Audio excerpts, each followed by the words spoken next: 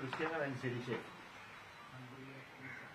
കരിങ്കൊടി കാണിക്കാൻ ചെന്ന KSUവിന്റെ പ്രവർത്തകർ മന്ത്രിയുടെ പരിസരത്ത് പോലും എത്തിയിട്ടില്ല. മാത്രമല്ല, മന്ത്രിയാണ് അവരെ തല്ലാൻ പോയത്. എല്ലാവരും കണ്ടു. ഭീരുക്കൾ എന്ന് വിളിച്ച് അങ്ങോട്ട് ഓടിപ്പോകുന്നതും പോലീസ് വളരെ പണിപ്പെട്ട് മന്ത്രിയെ ശാന്തമാക്കുന്ന രംഗങ്ങളൊക്കെ CCTVയിൽ ഇപ്പോൾ കണ്ടുകൊണ്ടിരിക്കുക. പിന്നെ എങ്ങനെയാണ് മന്ത്രിയെ ആക്രമിച്ചു എന്ന് പറയുന്നത്? അത് മാത്രമല്ല, ഇന്നലെ രാത്രി മന്ത്രിയെ പെരിയാർ മെഡിക്കൽ കോളേജിലേക്ക് മാറ്റി. പെരിയാർ മെഡിക്കൽ കോളേജ് എന്ന് പറഞ്ഞാൽ ഇപ്പോൾ ഏതാണ്ട് CPMന്റെ പാർട്ടി ഓഫീസാണ്. അവിടുത്തെ ചികിത്സാ പിഴവുകളെക്കുറിച്ച് നിരന്തരം പരാതി വരുന്ന ഒരു മെഡിക്കൽ കോളേജാണ്. ഇന്നലെ ജില്ലാ ആശുപത്രിയിൽ നിന്ന് പെട്ടെന്ന് മന്ത്രി അങ്ങോട്ട് മാറ്റിയത് തന്നെ ഈ തിരക്കഥയുടെ ഭാഗമായിട്ടാണ് ഞങ്ങൾക്ക് കാണാൻ കഴിയും. ഏറ്റവും രസകരമായിട്ടുള്ള കാര്യം, 1-ാം നമ്പർ പ്ലാറ്റ്ഫോറത്തിൽ നിന്ന് ചിരിച്ച് വർത്താനം പറഞ്ഞ് മൂന്നാമതെത്തിയപ്പോഴേക്ക് എങ്ങനെയാണ് പെട്ടെന്ന് കഴുത്ത് ഉളുക്കിപ്പോയത്? സ്പീക്കർ ഷംസീറിനെ കാണുന്നത് വരെ മന്ത്രിക്ക് ഒരു കുഴപ്പമുണ്ടായിരുന്നില്ല. ഷംസീറിനോട് കാര്യങ്ങൾ പറയുന്നു. ഷംസീർ ഉടനെ മുഖ്യമന്ത്രിയെ ഫോണിൽ വിളിക്കുന്നു.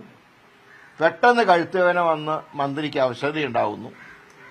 നേരെ ജില്ലാ ആശുപത്രിയിൽ കൊണ്ടുവന്നു. മുഖ്യമന്ത്രി അവിടെ വന്ന് കാണുന്നു. ആ സമയം കൊണ്ട് കേരളത്തിന്റെ എല്ലാ ഭാഗത്തും കലാപങ്ങളുണ്ടാവും. ഇന്നലെ നിങ്ങൾ കണ്ടാണ് സെക്രട്ടറിയുടെ മുൻവശത്തുള്ള പുതുവത്സര യാത്രയുടെ സ്വാസംഗം ഓഫീസ് അടിച്ചു തകർത്തിട്ട് ഞാൻ തന്നെ പോലീസിന് വിളിച്ചു പറഞ്ഞ് 1 മണിക്കൂർ ഞാൻ അവിടെ കാത്തിരുന്നിട്ടും ഒരു പോലീസുകാർ അങ്ങോട്ട് തിരിഞ്ഞു നോക്കിയില്ല. അപ്പൊ ഇതൊക്കെ ഒരു പ്രീ പ്ലാൻഡാണ്. ഒരു കാര്യം വ്യക്തമായി, മന്ത്രി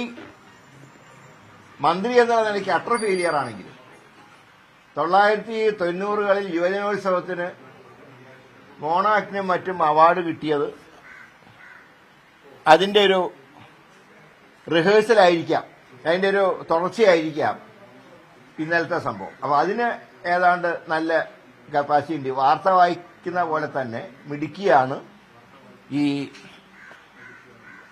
അഭിനയിക്കുന്ന കാര്യത്തിൽ. അപ്പൊ മികച്ച അഭിനയത്തിന് ഒരു അവാർഡ് അടുത്ത വർഷം സത്യത്തിൽ ഈ മന്ത്രിക്ക് കൊടുക്കണമെന്നാണ് ഞങ്ങളുടെയൊക്കെ അഭിപ്രായം. ഒരു കാര്യം ഞങ്ങൾ പറയുന്നത്, ഓൾ ഇന്ത്യ മെഡിക്കൽ ഇൻസ്റ്റിറ്റ്യൂട്ടിലെ ഒരു വിദഗ്ധ സംഘം ഡോക്ടർമാർ വന്ന് മന്ത്രിയുടെ ഈ പരിക്കൊന്ന് പരിശോധിക്കണം. അതാകുമ്പോൾ ആർക്കും ഒരു ഡിസ്പ്യൂട്ട് ഉണ്ടാവില്ല. ഡൽഹിയിൽ നിന്ന് തന്നെ വിദഗ്ധ സംഘം ഡോക്ടർമാർ വന്ന് പരിശോധിച്ച് എന്താണ് കുഴപ്പമെന്ന് അറിയട്ടെ.